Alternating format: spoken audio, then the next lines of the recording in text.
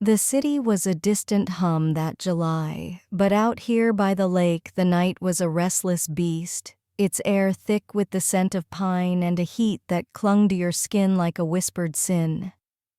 I'm Claire, and this isn't my story, not really. I'm just the one who saw it unfold, the one who couldn't look away when the shadows grew heavy with forbidden desire. It was my friend Emma and her best friend's brother Caleb. A man with a voice like warm bourbon and eyes that burned with a hunger you could feel across the water's edge. Emma was the spark, and he was the fire that consumed her. Emma was 30, all soft curves and quiet rebellion, with a laugh that could unravel a man's restraint and a body that made you notice. She'd been married to Ethan for 6 years, a man who loved her but whose steady presence left her restless, yearning for something she couldn't name. Caleb was her best friend, Mia's older brother, 34, tall and rugged, with hands that moved with a purpose that made your pulse quicken. I saw it the first time we arrived at Mia's family lake house for a weekend getaway, the way the air shifted when Caleb stepped onto the dock, his eyes finding Emma's like a magnet finding north. I was there that first evening helping unpack groceries in the lake house kitchen, the windows open to let in the warm breeze and the sound of lapping waves. Emma was by the counter, her sundress loose and clinging to her hips, her hair spilling over her shoulders like dark silk. "Claire, you didn't have to come," she said, her voice light, but her eyes restless, darting toward the deck outside. Caleb was there, leaning against the railing, a beer in his hand, his shirt unbuttoned just enough to show the shadow of his chest. He smiled at me, slow and deliberate, but it wasn't me he was after. We gathered on the deck, the three of us, the lake's pulse faint under the stars, the lantern light casting soft shadows across the wooden planks. Emma sat on a wicker chair, her legs crossed the hem of her dress, riding high on her thigh, the soft skin glowing in the warm light. Caleb's eyes followed, lingering on the curve of her knee, unblinking like a predator watching its prey. I felt it then, the undercurrent sharp and electric like a wire sparking in the dark. They weren't talking much, but their silence was loud, heavy with things that shouldn't be said. I should have gone inside, but I didn't. I stayed caught in the pull of something forbidden. Emma laughed at something Caleb said, her head tilting back, her throat exposed. His gaze was fixed, intense, like a man staring at his own downfall. "You're too relaxed out here," she said, her voice low, teasing, but edged with something darker. He met her eyes, his lips parting just enough to let the moment hang. "Maybe I like it that way," he said, his voice a soft challenge, his eyes locked on hers. The air shifted, grew thicker like the moment before a spark catches fire. I shifted in my seat, my skin prickling. I wasn't supposed to see this, but I couldn't stop watching. The beer bottles emptied and the night grew warmer, the air thick with tension. Emma's dress slipped off one shoulder, revealing a hint of lace, and she didn't fix it. Caleb's voice grew softer, his words more deliberate, each one landing like a touch. "You're different out here," he said, leaning forward, his elbows on his knees, "like you're waiting for something." Emma's smile was slow, almost dangerous. "Maybe I am," she said, her voice a low hum, her eyes never leaving his. I felt like an intruder, but my feet wouldn't move. The lake's rhythm pulsed, but it couldn't drown out the beat of my heart. Then it happened. Emma stood stretching her dress, riding up to show a sliver of her waist, the curve of her hip. She walked to the edge of the deck, her movements slow, deliberate, like she knew he was watching. Caleb's eyes followed, his jaw tight, his hands flexing. When she leaned against the railing, her hand brushed his arm, accidental, or maybe not. His fingers caught hers just for a second, and I saw it, the spark, the flare of something forbidden. She didn't pull away. She stood there, her breath shallow, her eyes searching his face. "Careful, Emma," he murmured so low I barely heard it. "This is a dangerous game." She didn't answer, just let her fingers linger in his before slipping free. My heart was pounding now, my mouth dry. I knew I should say something, break the spell, but I didn't. I was trapped, a witness to something I couldn't unsee. Emma leaned closer, her hip brushing his, the air between them alive, pulsing with want. I mumbled some excuse about needing water and stood to leave, but their eyes were on each other, not me. As I reached the door, I glanced back. Caleb's hand was on her wrist, his thumb tracing slow circles. She wasn't stopping him. I stepped inside the lake house's cool air, hitting me like a slap, but it couldn't wash away what I'd seen. Emma so reckless, so alive in her desire.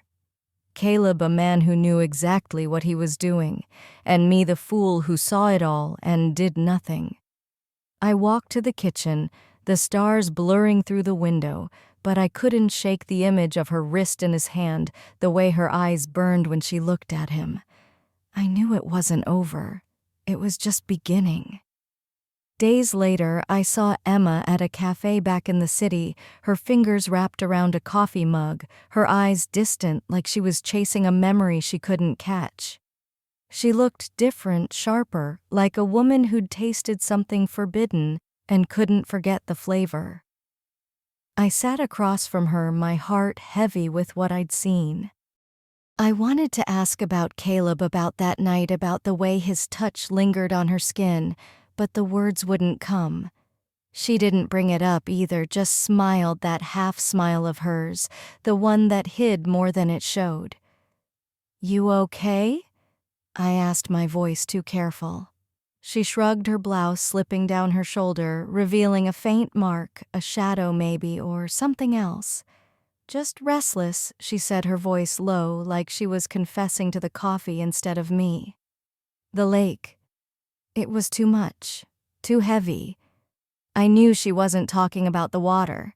She was talking about him, Caleb, the way he filled every silence, every moment with that slow burning intensity of his. I didn't push her. I couldn't. But I saw it in her eyes, the hunger, the guilt, the thrill of crossing a line she couldn't uncross. She leaned forward, her perfume sharp and sweet, and said, "You ever feel like you're falling into something you can't stop?" I nodded, though I didn't know what she meant. Not really, but I'd seen it that night, the way her body leaned toward his, the way her breath caught when his fingers grazed her wrist. It wasn't just desire. It was something deeper, something that clawed at you until you bled. That night I went back to the lake house. I don't know why. Maybe I wanted to see if the air still crackled, if the deck still held their secrets. The house was dark, the lanterns low, and I heard soft noises from the dock by the water. I crept closer, my heart pounding, and saw Emma there, her dress unbuttoned, further her hair loose and falling across her shoulders. Caleb was there too, standing by the water's edge, his shirt gone, his eyes on her like she was the only thing in the world. Ethan was back in the city, oblivious, probably working late. I stood in the shadows of the trees, my pulse loud in my ears. "Emma," he called, his voice low, rough, like he'd been holding it in too long. She turned, her hair catching the moonlight, and walked toward him too close. Her hand brushed his chest as she reached for a bottle on the dock, and I saw it again, the spark, the heat, the way her fingers lingered just a second too long. He didn't move away. Instead, he looked at her, his eyes dark, unreadable, like a man staring at his own ruin. "You're making this hard," he said, but his voice was weak, like he was begging her to prove him wrong. She didn't answer, just tilted her head, her lips parting slightly. The air between them was alive, pulsing like the moment before a kiss you know you shouldn't take. I wanted to shout to break the spell, but my voice was gone, swallowed by the weight of what I was seeing. Emma stepped closer, her bare foot brushing her dress, slipping further to show the curve of her chest. "What if I don't want to stop?" she whispered so soft I barely heard it. His hand twitched like he was fighting himself, but then it was on her waist, his fingers digging into her skin, pulling her closer. The world seemed to slow the moonlight, wrapping them in a haze of silver and shadow. His thumb traced the curve of her hip, slow, deliberate, like he was memorizing her. She didn't pull away. Her breath was shallow, her chest rising and falling too fast. I could see it, the want, the need, the way it consumed them both. It was wrong, so wrong, but it was alive, burning brighter than the stars above. I turned away, my face hot, my heart racing. I shouldn't have stayed, but I did, caught in the pull of their sin. When I looked back, they were closer, her hand on his chest, his fingers tangled in her hair. The air was thick with their heat, their guilt, their hunger. "Emma," he said again, his voice a low growl like a man drowning. She didn't answer, just leaned into him, her lips brushing his jaw so soft it was barely a touch. But it was enough. Enough to shatter the last thread of restraint. His hand slid lower, pulling her against him, and I saw the way her body melted into his, the way her eyes closed like she was surrendering to something bigger than herself. The dock was a haze of moonlight and shadows, their bodies pressed together in a rhythm that was both beautiful and wrong. Her breath was ragged, her hands clutching at his shoulders, her eyes half open, burning with a mix of guilt and need. His touch was relentless, his fingers gripping her hair, guiding her closer, his lips brushing her neck, her ear, her lips. She gasped, her body arching into his, her dress slipping higher, exposing the soft curve of her thigh. It was raw, desperate, a dance of desire that left no room for reason. I felt the heat of it, the shame of it, the thrill of it like a pulse in my own veins. They were lost in each other, consumed by the fire they'd lit, and I was the witness, the one who saw it all and did nothing. I left then, my steps unsteady, the night pressing against me like a weight. I didn't want to see what came next, but I knew. I knew the way their bodies would move, the way their breaths would tangle, the way the lake would swallow their sin. Emma, so reckless, so alive in her desire. Caleb, a man who'd crossed a line he couldn't uncross. And me, the witness, the one who saw it all and did nothing. The lake house loomed behind me, its windows dark, its secrets darker. The weeks that followed were a blur of whispers and glances, each one heavier than the last. Emma didn't talk about it, but she didn't have to. It was written all over her, in the way her eyes lingered on the empty spaces where Caleb had been, in the way her fingers trembled when she poured her coffee. I saw her less, but when I did, she was a shadow of herself, caught between the thrill of what she'd done and the guilt that clawed at her soul. Caleb was no better. I caught him once back in the city, his face tight, his eyes haunted like a man who'd tasted paradise and knew he'd burn for it. Ethan was around more, his presence a stark contrast to the fire that had raged in his absence. Emma and Caleb moved around him like ghosts, their touches careful, their smiles forced. But I saw it the way their eyes met across a room, the way their fingers brushed when they passed each other like they couldn't help themselves. It was a secret too big to hold, a fire too hot to contain. I wanted to tell Ethan to shatter the lie, but I didn't. I was complicit, bound by what I'd seen, what I hadn't stopped. One night I went back to the lake house uninvited. The air was thick with the scent of pine and water, the moon low and heavy, casting shadows that danced like lovers.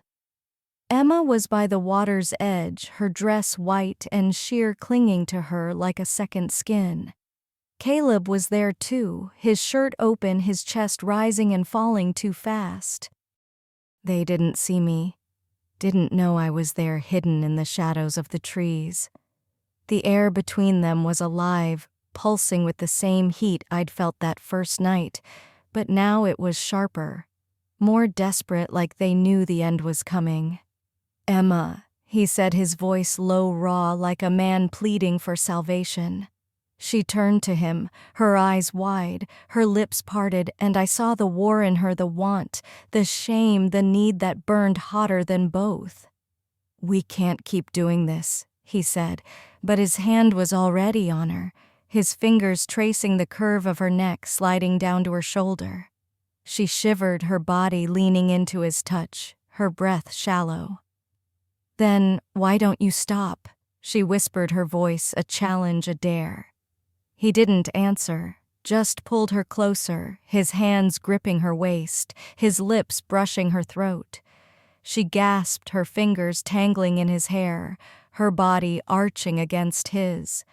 The moonlight painted them in silver, their shadows merging into one. It was beautiful and terrible, a dance of desire and destruction. I wanted to look away, but I couldn't. I was trapped, a witness to their sin, their surrender. His hand slid lower, pulling her dress up, exposing the curve of her thigh, the soft skin glowing in the moonlight. Her breath was ragged, her moans soft and desperate, like she was drowning in him. The night seemed to hold its breath, the world narrowing to the two of them, their bodies pressed together, their desire a living thing. "Caleb," she whispered, her voice breaking, and he answered with a kiss, deep and hungry, like he was trying to consume her. I saw the way her body responded, the way her hands clutched at him, the way her eyes closed as if she could block out the world. But the world was there waiting, ready to judge. I left before it went further, my steps silent, my heart pounding. I didn't want to see the end, but I knew it was coming. Emma and Caleb caught in a web they'd spun themselves, bound by desire and doomed by it. The lake house loomed behind me, its windows dark, its secrets heavier than ever. I drove away, the night swallowing me, but I couldn't escape the image of them, their bodies tangled, their breaths mingling, their sin burning brighter than the moon. So here I am telling you this story, my voice shaking with the weight of it. I saw it all and I did nothing. Maybe that's my sin too. If this hit you hard, if it stirred something in you, hit that like button, share it with someone who gets it, and subscribe for more stories that cut deep. Leave a comment. Tell me what you'd have done, or don't just let it simmer. Check out the next video because trust me, the shadows have more to say. Until then, keep watching, keep feeling, and don't look away.